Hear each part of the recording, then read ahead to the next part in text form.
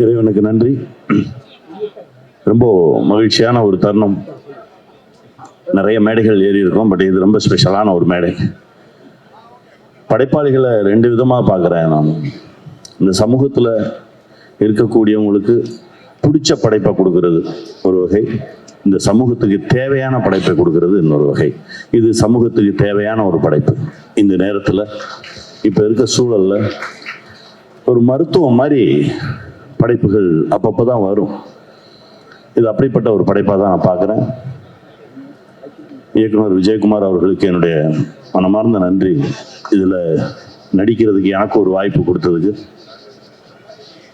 ஏன்னா ரொம்ப பரபரப்பான இருந்த காலகட்டத்தில் ஒரு கால்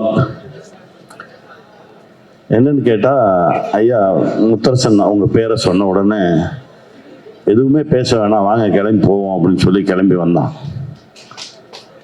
அது அந்த சிவப்பு துண்டுக்கு, சிவப்பு கலருக்கு நம்ம கொடுக்குற ஒரு மரியாதை.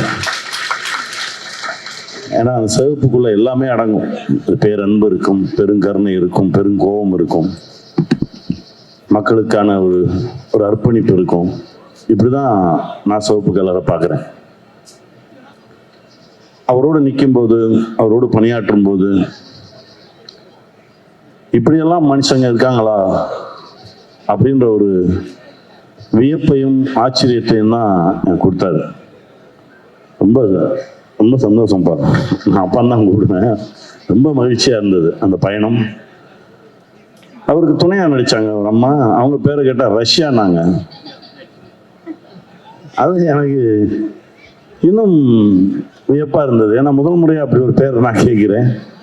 அவங்க சொன்னாங்க, இல்லை எங்கள் ஊர் பக்கம்லாம் வந்து ரஷ்யான்ற பேர் நிறைய காமன், நிறைய பேருக்கு வச்சுருப்பாங்க அப்படின்னாங்க. இப்படி இந்த மண்ணின் மீதும் மக்களின் மீதும் பேரன்பு கொண்டவர்கள்லாம் ஒன்றா சேர்ந்து உருவாக்கிய படைப்பு தான் அந்த படைப்பு. இனி வரும் காலங்களில் உணவுக்கு தான் சண்டை. காசு பணத்தெல்லாம் வச்சு ஒன்றும் பண்ண முடியாது. நல்ல உணவு வச்சிருக்கிறவன் ஒரு பெரிய செல்வந்தனாக இருப்பான். பணக்காரன் வேற, செல்வந்தன் வேற.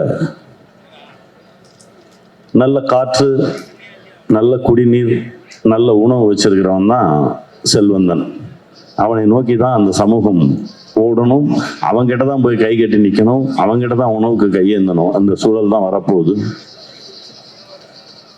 இதற்கு முந்தைய தலைமுறை பாதுகாத்து கொடுத்த இயற்கை வளங்களை நம்ம பத்திரமா பாதுகாத்து நம்ம அடுத்த தலைமுறைக்கு கடத்தணும். அந்த பொறுப்பு நமக்கு நிறைய இருக்கு. அப்படிப்பட்ட பொறுப்போடு எடுக்கப்பட்ட திரைப்படம் தான் அரிசி.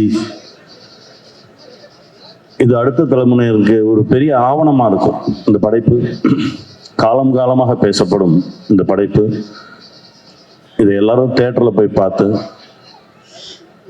இதற்கு ஒரு நல்ல ஒரு அங்கீகாரம் கொடுத்தீங்கன்னா, இது மாதிரி இன்னும் நிறைய படைப்பு உங்களை தேடி வரும். வெல்வோம். மகிழ்ச்சி.